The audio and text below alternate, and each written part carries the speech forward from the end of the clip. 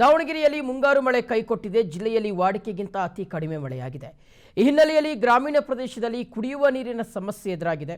ಕುಡಿಯುವ ನೀರಿನ ಸಮಸ್ಯೆಯನ್ನು ಬಗೆಹರಿಸಲು ಪಾಲಿಕೆ ಮುಂಜಾಗ್ರತಾ ಕ್ರಮಗಳನ್ನು ಕೈಗೊಂಡಿದೆ.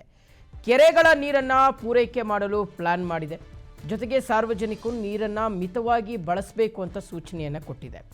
ಜಿಲ್ಲಾಡಳಿತ ಕುಡಿಯುವ ನೀರಿನ ಸಮಸ್ಯೆಯಾಗದಂತೆ ಮುಂಜಾಗ್ರತಾ ಕ್ರಮವನ್ನು ಕೈಗೊಂಡಿದೆ.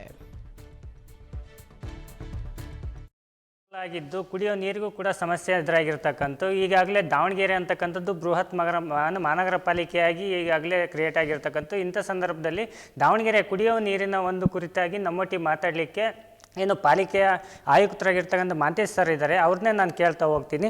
ಸರ್, ಯಾವ ರೀತಿಯಾಗಿ ಏನು ಬರ ಅಂತಂದೆಲ್ಲ ಆಲ್ರೆಡಿ ಒಂದಿಷ್ಟು ಘೋಷಣೆಯನ್ನು ಕೂಡ ಆಗಿದೆ. ಹಾಗಾಗಿ ಯಾವ ರೀತಿಯ ಮಳೆ ಅಂತ ಹೇಳಿದರೆ ಮಳೆ ಕಡಿಮೆ ಆಗ್ತಾಯಿದೆ, ಬಿತ್ತನೆ ಕಡಿಮೆ ಇದೆ, ಕುಡಿಯೋ ನೀರಿಗೂ ಗ್ರಾಮಾಂತರ ಪ್ರದೇಶದಲ್ಲಿ ಎದುರಾಗ್ತಿದೆ. ಈ ದಾವಣಗೆರೆಯಲ್ಲಿ ಈಗ ಯಾಕಂದರೆ ಬೃಹತ್ ನಗರ ಆಗಿದೆ, ಈಗ ಯಾವ ರೀತಿಯಾಗಿ ನೀವು ಕ್ರಮ ತೆಗೆದುಕೊಂಡಿದ್ದು ಮುಂದಾಗ್ಬೋದಾದಂಥ ಸವಾಲುಗಳಿಗೆ? ದಾವಣಗೆರೆ ನಗರಕ್ಕೆ ಸಂಬಂಧಪಟ್ಟಂತೆ ನಾವು ತುಂಗಭದ್ರಾ ನದಿ ಮತ್ತು TV ಸ್ಟೇಷನ್ ಕೆರೆ, ಕುಂದುವಾಡ ಕೆರೆಯಿಂದ ನೀರನ್ನು ಸರಬರಾಜು ಮಾಡ್ತಾ ಇದ್ದೇವೆ. ನಾವು ಆಶಾಭಾವನೆ ಇಟ್ಕೊಂಡಿದ್ದೇವೆ. ಇನ್ನು ಮಳೆಗಾಲ ಇದೆ, ಮಳೆ ಇನ್ನು ಬರುತ್ತೆ ಅಂಥೇಳಿ ಆಶಾಭಾವನೆ ಇಟ್ಕೊಂಡಿದ್ದೇವೆ. ಸರ್ಕಾರದಿಂದ ಬರಗಾಲ ಅಂತ ಇನ್ನು ಡಿಕ್ಲೇರ್ ಆಗಿಲ್ಲ. ಆದರೂ ತುಂಗಭದ್ರಾ ನದಿಯಲ್ಲಿ ಮೊನ್ನೆಯಿಂದ ನೀರು ಬಿಟ್ಟಿದ್ದಾರೆ. ಹಾಗಾಗಿ ಕುಡಿಯೋ ನೀರಿಗೆ ನಮಗೆ ಇನ್ನೊಂದು 2 ತಿಂಗಳು ಯಾವುದೂ ಸಮಸ್ಯೆ ಆಗಲಿಕ್ಕಿಲ್ಲ. ಇನ್ನು ಸಮಸ್ಯೆ ಉದ್ಭವ ಆದಲ್ಲಿ ಯಾವ ರೀತಿ ಕ್ರಮ ವಹಿಸಬೇಕು ಅಂತ ಹೇಳಂತಂದು ಮಾನ್ಯ ಸಚಿವರು, ಶಾಸಕರು ಹಾಗೂ ಮಾನ್ಯ ಜಿಲ್ಲಾಧಿಕಾರಿಗಳು ಅವ್ರ ಜೊತೆ ಚರ್ಚೆ ಮಾಡಿ ಮಾನ್ಯರು ಕೂಡ ನಿರ್ದೇಶನ ಕೊಟ್ಟಿದ್ದಾರೆ. ಅದರಂತೆ ನಾವು ಕಾಂಟಿಂಜೆನ್ಸಿ ಪ್ಲಾನು ಕೂಡ ರೆಡಿ ಮಾಡಿ ಇಟ್ಕೊಂಡಿದ್ದೇವೆ. ಸೊ ಮುಂದಿನ ದಿನಗಳಲ್ಲಿ ಸಾರ್ವಜನಿಕರಿಗೆ ಯಾವುದೇ ರೀತಿಯ ನೀರಿನ ತೊಂದರೆ ಆಗದೇ ರೀತಿಯಲ್ಲಿ ನಾವು ಪ್ರಯತ್ನ ಮಾಡ್ತಾಯಿದ್ದೇವೆ. ಮಳೆನೂ ಕೂಡ ಬರ್ತಾ ಇದೆ, ಲೈಟಾಗಿ ಮಳೆ ಬರ್ತಾ ಇದೆ.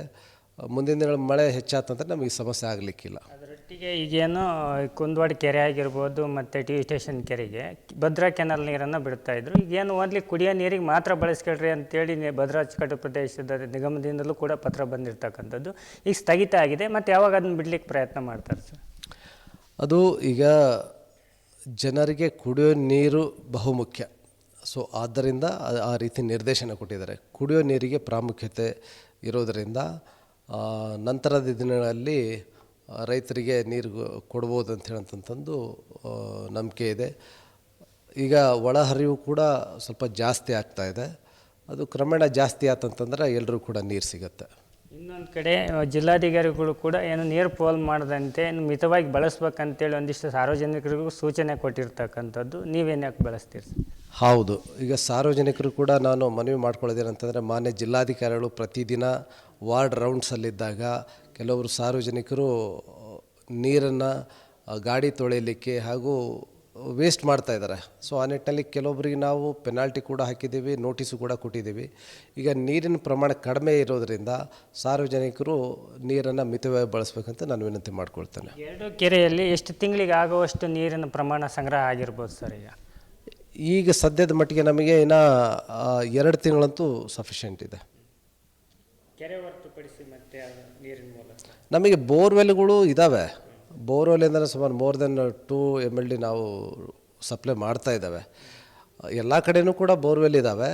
ಇನ್ ಕೇಸ್ ಎಮರ್ಜೆನ್ಸಿ ಆಯಿತು ಅಂತಂತಂದರೆ ಕಾಂಟಿಂಜೆನ್ಸಿ ಪ್ಲಾನ್ ಪ್ರಕಾರ ನಾವು ಆ್ಯಕ್ಷನ್ ತೊಗೊಳ್ತೇವೆ. ಒಟ್ಟು ಮುಂದೆ ಆಗಬಹುದಾದ ಎಲ್ಲ ಸವಾಲುಗಳನ್ನು ನಿಭಾಯಿಸುವಲ್ಲಿ ಮುಂಜಾಗ್ರತಾ ಕ್ರಮ ವಹಿಸಿದಿರಿ ಅನ್ನಂಗೆ? ಎಲ್ಲ ರೀತಿಯಿಂದ ಎಲ್ಲ ನಮ್ಮ ಸಚಿವರು ಮತ್ತು ಶಾಸಕರು ಹಾಗೂ ಮಾನ್ಯ ಜಿಲ್ಲಾಧಿಕಾರಿಗಳ ನಿರ್ದೇಶನದೊಂದಿಗೆ ಯಾವ ರೀತಿ ನಾವು ಆ್ಯಕ್ಷನ್ ತಗೋಬೇಕು ಅದಕ್ಕೆಲ್ಲ ರೆಡಿ ಮಾಡ್ಕೊಂಡಿದ್ದೇವೆ. ಇದಿಷ್ಟು ಏನು ಮಹಾನಗರ ಪಾಲಿಕೆ ಆಯುಕ್ತರಾಗಿರ್ತಕ್ಕಂಥ ಮಾಂತೇಶ್ ಅವರ ಮಾತಾಗಿರ್ತಕ್ಕಂಥದ್ದು. ನಮ್ಮಲ್ಲಿ ಈಗಾಗಲೇ ಏನು 2 ತಿಂಗಳಿಗಾಗುವಷ್ಟು 2 ಕೆರೆಗಳು ಏನು ದಾವಣಗೆರೆಯ ನದಿ ಏನು ಕುಡಿಯೋ ನೀರಿನ ಮೂಲಗಳಾಗಿರ್ತಕ್ಕಂಥ ಕುಂದುವಾಡ ಕೆರೆ ಆಗಿರ್ಬೋದು ಮತ್ತು TV ಸ್ಟೇಷನ್ ಕೆರೆ, ಇಲ್ಲಿ 2 ತಿಂಗಳಿಗಾಗುವಷ್ಟು ನೀರು ಸಂಗ್ರಹ ಆಗಿದೆ. ಹಾಗಾಗಿ ಮುಂದಿನ ದಿನಮಾನಗಳಲ್ಲಿ ಯಾವುದೇ ರೀತಿಯ ಸಮಸ್ಯೆ ಆಗದಂತೆ ಕ್ರಮ ವಹಿಸಿದ್ದೀವಿ ಅಂತಕ್ಕಂಥದ್ದು ಇವರ ಮಾತು. ಡಾಕ್ಟರ್ ಮಂಜಪ್ಪ, HB PNS ವಿಸ್ತಾರ ನ್ಯೂಸ್, ದಾವಣಗೆರೆ.